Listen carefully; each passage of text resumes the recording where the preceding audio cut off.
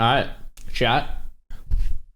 Rav episode 6, the tale of the one-armed rogue. This is your warning. Not family friendly for the next 13 minutes and 53 seconds. But it's going to be hilarious because Rav is awesome. All right, let's check it out. Attention gamers. Previously on my attempts to trust Blizzard's code and not waste weeks of my life, I let a poster Bro, on. imagine if it bugs out on that leap of faith quest and you die and have to start from level 1.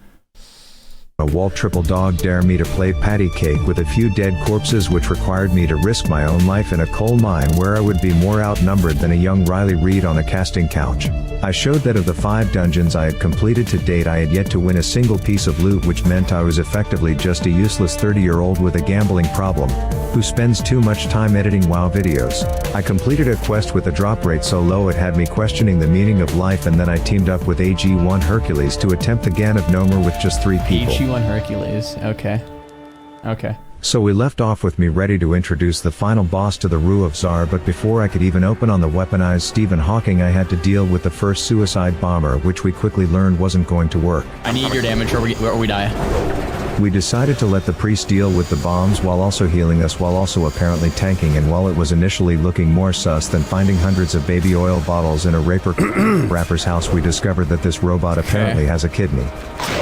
Nice. Who else would... Bro, you can literally kidney this boss. Like, think of kidneying besides Rav. Which made this too easy. Oh, someone whispered him. Unbelievable. Yo, chat, look. Just for some more context, we're 3-manning Gnomeregan with a rogue, a warrior, and a priest. 32. I don't remember what levels we are, like 32 or something. And Rav only has 1 arm, so one weapon, and I'm a monk, so I only had like a cloth robe and a stick. I was so afraid to do this. I didn't know if we could do it or not. I was so afraid. I wanted to give the viewers what they wanted, a death. I'm dead! So I came up with a brilliant idea. I'm not taking off my staff! But the power of peer pressure prevailed. I took it off, I'm punching! Rav! I took mine off too, which did admittedly make the last 10% of the fight deadly. Bombs, double, triple bombs! For our random healer. I don't want this priest to die. But with it we conquered the metal taint of the gnomes, and you're probably thinking what's left in the game to do after something like that. Seriously. I mean, we could do take all of our clothes off and see how it would play out. I never said that. There's no way I ever said that. That must be AI. Like, that's the problem with AI. Like, you don't know what's real and what's fake these days. You don't know what's voiced overed and what actually happened, right? Like, you can't prove that I said that because, you know, AI technologies exist. So I was not, no. Actually kind of curious. I call that bi-curious. No, this never happened. This is AI generated footage. Tune out. What? I don't know what this is. I don't remember any of this.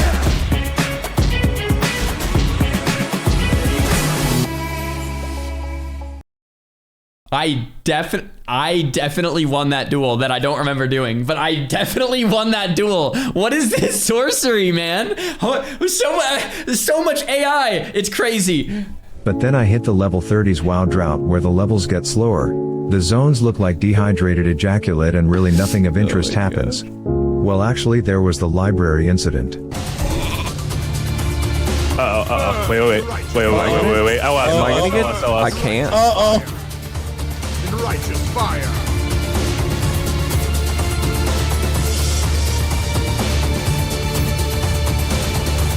Oh my god. No, you're good. Holy shit. Oh my god. Dude, okay, maybe you shouldn't have said, hey, let's relive them all yesterday. And of course there was that time I thought I was in love.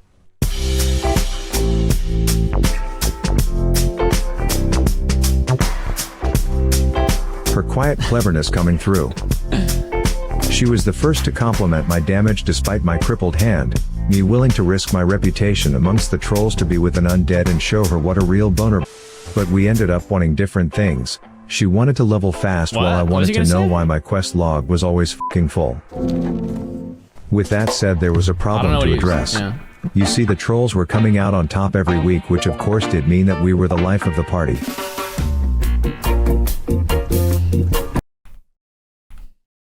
There was a problem to address. You see, the troll... He says the trolls are coming out on top every week. Let's rewind the footage. Let's look at the data. All time. Undeads. On top. Okay, Rav? Just pointing that out there. Undeads. All time. On top. Okay, let's keep going. Trolls were coming out on top every week, which of course did mean that we were the life of the party.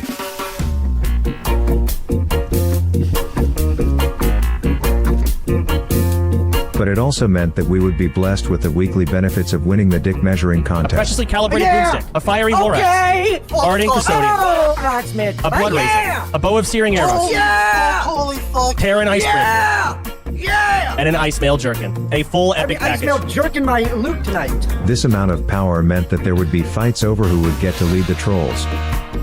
What is going on? Fucking hit me! Fucking hit me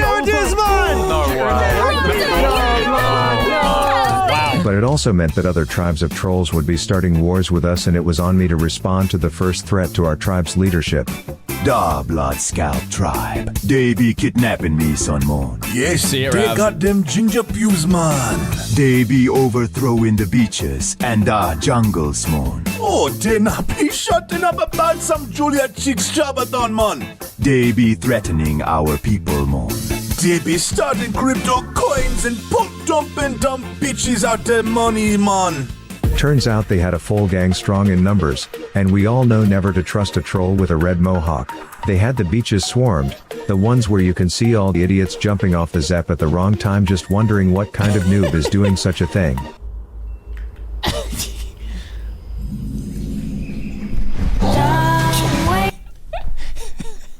But jokes aside, any tribe threatening the leadership of the Tusk had to be dealt with.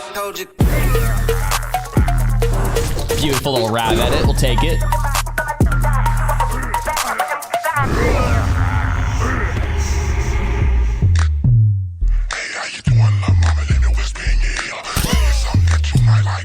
What? How does he think of stuff like this?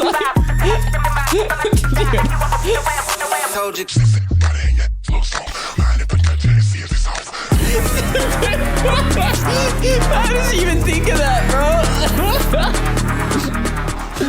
Is that guy dead? Don't help him. Don't help him. Don't help him. It's for the glory. Don't help him. He's got this. Oh, okay. Yeah, he's gonna... That's good. All right. Yeah, he's... Is he gonna die? Don't... He's... They're fine. They're for sure... Well... He survived. Okay.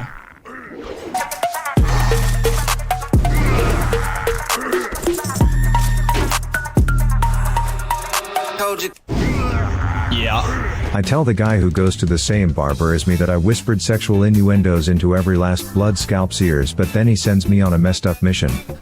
He said that he thinks their tribe took his son and wants me to five-finger discount their stash of shrunken heads so that he can see if any of them are his long-lost son. This would require me to go deep into the ratchet-ass runes where every troll follows the buddy system, and my flailing one-armed DPS would be put on the shot clock in every fight to avoid patrols. Yeah, this quest is hard.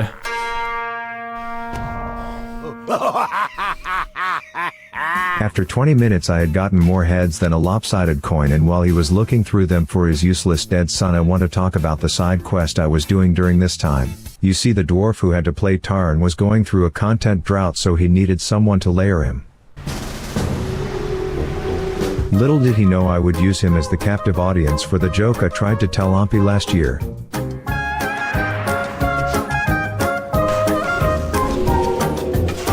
He types in guild chat saying cringe to Rav's joke.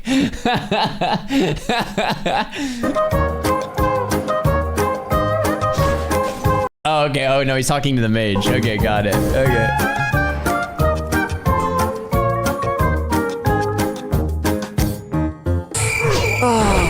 Blocking. He left my ego hurt for a second time, so I had to throw some shade when I left. Damn. And a joke is bad when you have to explain it yourself, so I will let Tyler one explain it instead. Said he was going to visit Friend's grave and said he was going to RFD. He means Amelia. Trying to taunt. Saber! Oh my fucking god. Run now, Tyler. Run now, Tyler. Run now, Tyler. Fine. Jokes aside, I did have to go into the Downs of Razerfen where I was informed of the damage that I would be doing if I didn't have a gimp arm and listen to an army of incel simps shouting self-found. Not to mention this other rogue was a modern-day Sherlock Holmes when diagnosing my lack of DPS, and when he found out I was one-armed he must have said dank 5 less fingers to wear one of these and stole it from me. Damn. But it's okay because I knew it was only a matter of time before I got my revenge and he would pay the price.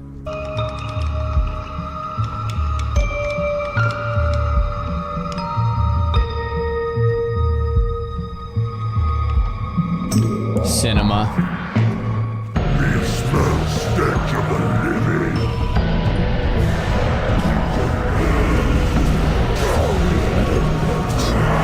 Okay, it's not like he died, I just outrolled him on the fleshlight shoulders. Every one-armed rogue's coveted prize, but the real reason we were here was to pay respects to the chick I had a short fling with. Guys, he was crafting potions. That's the animation in game. You go like this. In the highlands of Arathi. Potions. 07 Amelia, and hello to my new main hand. La la la la la la la la la la. This would be needed as remember concerned Dad Nimboya. Well, he would now be sending me on a dangerous mission. Into the Bloodscalp area that is so congested you would think Kai Cenat just announced he's hosting a meet and greet there. As a rogue who could barely kill one at a time, I knew I would have to be smart. I Bernie Sanders the first doctor, and then when the second came I threw a bunch of dried oatmeal in his eyes. I then looked at the first clan leader and said, without your 2 personal doctors I think your health will start to look dire. The first woke up because I do less damage than a deflated dildo, and he immediately started administering medical care to the leader. I declined the offer to receive about half of their attacks as I missed my kick, lost my combo points, and desk popped a simp stick coming out of the ground instead of attacking the boss. I was close to mojoing myself, but I took down the first of the clan leaders before opting to avoid the price of dealing with doctors or today's healthcare system. But speaking of bosses who got assassinated, I was now ready and waiting for theirs. My plan was to slay the respawns as they came, but there was no avoiding the final group of 3 at once. Shoot, yeah. I figured the plan would be the same. Joe Biden the first and then throw pixie shit in the other's eyes, and as you can see I failed, but the Loa was looking down on me because it turns out that employee clearly hated his boss and was cool with not protecting him, so it was on. Oh. Nice. Easy collab.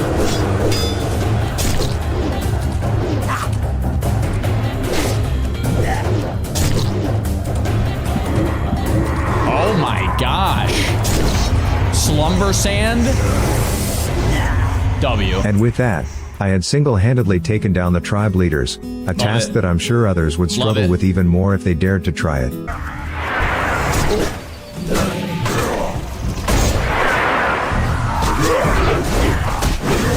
I took their heads back to base, and apparently putting them in some boiling water would let them talk to me. The first skull was not very willing to help. Fuck you, motherfucker. I've already admitted my mistakes and apologize. Fuck you for coming in here and saying it again after I feel like shit. I know you feel like shit, but the second said he would give us more information if we could secure him the sacred piles of skulls representing the hardcore failures of this season. The first representing the unknown elements of hardcore, a lack of familiarity with a new class and the consequences that come from it. Frick!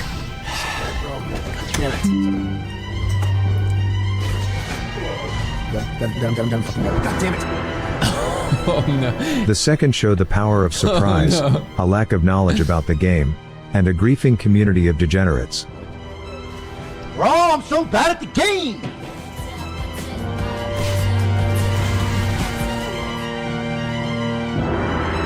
Oh my gosh, that's tough. And the third, represented by greed, stupidity, and a lack of patience, whereas simply waiting for the right time would be better than rushing in. But the man behind these skulls does no such thing. Trav, why did you AoE fear, man? Trav, why did you AoE? I love it, dude.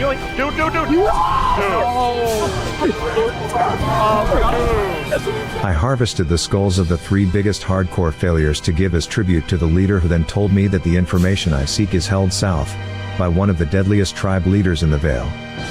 Taller, stronger, and more protected than the other trolls. Many mouth-breathing morons think they can deal with him, not realizing he stuns and executes, only to learn the hard way why this tribe leader is not to be messed with. I knew I wasn't strong enough to take him on alone, as I would likely die in a single stun, so I'd have to give up. But then I saw a hunter. The same class as my father, who apparently also had the positional awareness of Dad as well. I saved him and we agreed to fight the leader together, but the whole time I couldn't help feeling a bond between me and this random player.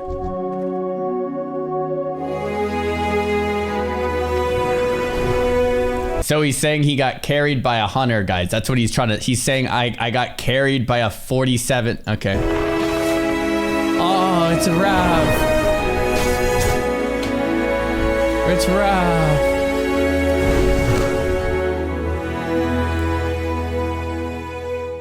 I returned to the speaking pot of soup, Nice. where I learned that the Mon son we had been searching for was killed by a troll named Zanzil. And there would only be one way to end this war and send a message to the other troll tribes.